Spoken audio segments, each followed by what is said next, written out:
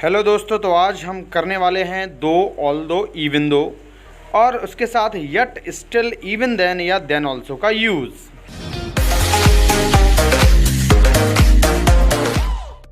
दो, although, even though इन सभी की हिंदी होती है यद्यपि, हालांकि या भले ही। इसके साथ में यट, स्टिल, इवन देन या देन ऑल्सो का यूज़ करेंगे तो इसकी हिंदी निकलेगी फिर भी, तो भी या तब भी। याद रखिए, ऑल्दो के साथ हमेशा यट का ही यूज़ होगा। हालांकि आप दो का यूज़ करें तो आप यट, स्टिल, इवन देन या देन ऑल्सो का भी यूज़ कर सकते हैं। इवन दो का यूज़ करें तो यट, स्टिल, इवन देन या देन ऑल्सो इन चारों में से कोई एक का यूज़ कर सकते हैं। लेकिन याद रखना है, जब आप ऑल्दो का यूज़ करेंगे तो ऑल्दो के साथ केवल और केवल यट का ही यूज़ करेंगे, बाकी आप कोई भी यूज़ करिए। इन सभी कंजक्शंस को बोलते हैं एडवर्सेटिव कंजक्शंस। एडवर्सेटिव कंजक्शन का क्या अर्थ होता है? इसका अर्थ होता है विपरीत सेंस को प्रकट करने वाले कंजक्शंस। ठीक है ना? तो एडवर्सेटिव का अर्थ क्या हुआ? To express the ideas of contrast. Contrast का अर्थ है विपरीत। एग्जाम्पल में देखते हैं और अच्छे से इसको समझते हैं। जैसे मैं कहूँ, यद्यपि मैं थक गया हूँ फिर भी मैं नहीं रुकूंगा। देखिए, एक क्लॉज जो शुरुआत में लिखा हुआ है यद्यपि मैं थक गया हूँ, अर्थात वो थक चुका है, फिर भी वो नहीं रुकेगा। जनरली जब लोग थक जाते हैं तो रुक जाते हैं। यहाँ बिल्कुल विपरीत सेंस आ रहा है। हालांकि मैं थक गया हूँ फिर भी मैं नहीं रुकूंगा, इसको ऐसा भी बोल सकते हैं। भले ही मैं थक गया हूँ लेकिन मैं नहीं रुकूंगा, इसको ऐसे भी बोल सकते हैं। इंग्लिश बनाएंगे तो इंग्लिश बनेगी although I am tired yet I will not stop. आप इसको ऐसे भी कह सकते हैं, though I am tired still I will not stop, though I am tired even then I will not stop. याद रखिए, ऑल्दो जब लगाएंगे तब आपको यट लगाना है, बाकी आप कोई भी कंजक्शन लगा सकते हैं, यट, स्टिल, इवन देन या देन ऑल्सो कोई भी यूज़ कर सकते हैं। ऑल्दो के साथ यट आएगा, मैं बार बार आपको बता रहा हूँ। नेक्स्ट एग्जाम्पल देखते हैं। हालांकि वह बहुत गरीब है फिर भी वह दूसरों की मदद करता है। यहाँ भी विपरीत सेंस है तो बोलेंगे though he is very poor still he helps others. Though he is very poor still he helps others. Next है, हालांकि उसके पास कार है फिर भी वह पैदल ऑफिस जाता है। Though he has a car even then he goes to office on foot. आप चाहे तो देन, इवन देन के अलावा आप यट लगा दो, स्टिल लगा दो, है ना? नेक्स्ट एग्जाम्पल है, यद्यपि वह गरीब है फिर भी ईमानदार है। हालांकि वह गरीब है तो भी ईमानदार है। Although he is poor yet he is honest. Although के साथ यट ही लगाएं। फिर है, even though he is poor still honest. Even though he is poor yet honest, ये भी सही है। Even though he is poor even then honest, ये भी सही है। तो आप कैसे भी बना सकते हैं। नेक्स्ट एग्जाम्पल है, हालांकि शेखर बहुत अमीर है लेकिन वह एक पुरानी गाड़ी चलाता है। Although Shekhar is very rich yet he drives an old car. हालांकि मुझे स्वेटर पसंद आया लेकिन मैंने उसे नहीं खरीदा। देखिए, ग्रामर में कभी कभी लेकिन नहीं आता तो कॉमा लगा देते हैं। तो इसको इंग्लिश कैसे बनाएंगे?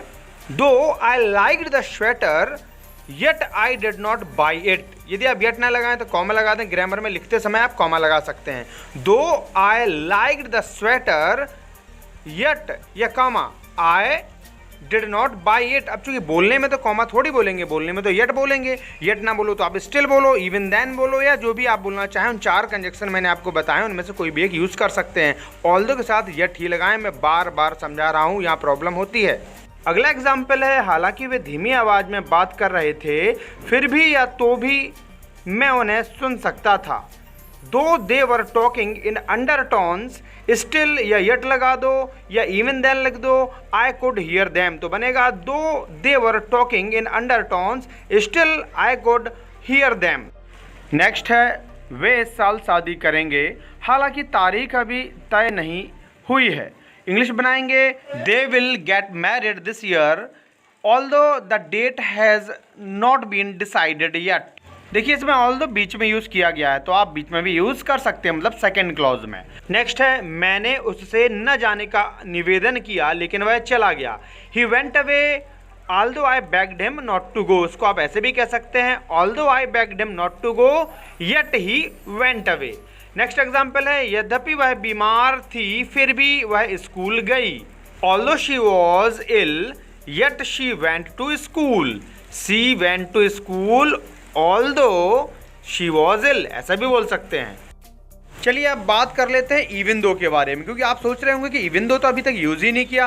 तो मैं बता दूं, ऑल्दो और दो एक ही सेंस में यूज़ किए जाते हैं, लेकिन इवन दो का यूज़ जब हम किसी सेंटेंस पर जोर देते हैं, अपनी बात पर जोर देने के लिए इवन दो का यूज़ करते हैं।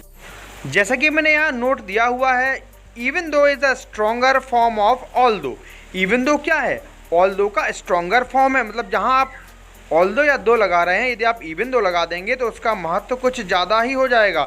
जैसे एग्जाम्पल देख लेते हैं, तुरंत समझ में आएगा। जैसे मैं कहूँ, भले ही आप उसे पसंद नहीं करते, लेकिन आपको उसके साथ अच्छा बनकर रहना चाहिए। तो यहाँ पर आप किस बात पर जोर दे रहे हैं? आप उसे पसंद नहीं करते, तो भले ही आप उसे पसंद नहीं करते, इस वाक्य में हम लोग जोर दे रहे हैं, तो हम यूज़ करेंगे इवन दो। आप चाहें तो ऑल्दो दो का भी यूज़ कर सकते हैं, ऐसा कुछ नहीं है। Even though you don't like her, you should try to be nice to her. Even though you don't like her, yet you should try to be nice to her. आप yet का भी यूज़ कर सकते हैं, ऐसी कोई दिक्कत नहीं है। नेक्स्ट है, मैंने अपना कोट पहन लिया भले ही बाहर ज़्यादा ठंड नहीं थी। तो आप किस सेंटेंस पर, किस क्लॉज पर आप ज़्यादा महत्व दिखाना चाहते हैं कि बाहर ज़्यादा ठंड नहीं थी, है ना? फिर भी मैंने कोट पहन लिया। तो इंग्लिश बनाएंगे, आई वॉर, वियर का सेकंड फॉर्म है wore, I wore my coat even though it was not very cold outside. Was not का शॉर्ट फॉर्म है वॉजंट। तो I wore my coat even though it wasn't very cold outside. कुछ और examples देख लेते हैं। हालांकि उसने खूब मेहनत की फिर भी फेल हो गया। तो आप किस बात पर जोर दे रहे हैं? उसने खूब मेहनत की, है ना? तो इंग्लिश बनाएंगे, even though he worked hard yet he failed. Even though he worked hard yet he failed. Next है, हालांकि वह अमीर है तब भी बहुत कंजूस है। तो मतलब आप जोर दे रहे हैं बात में, वह बहुत अमीर है तब भी वह कंजूस है। तो even though he is rich yet he is very miser.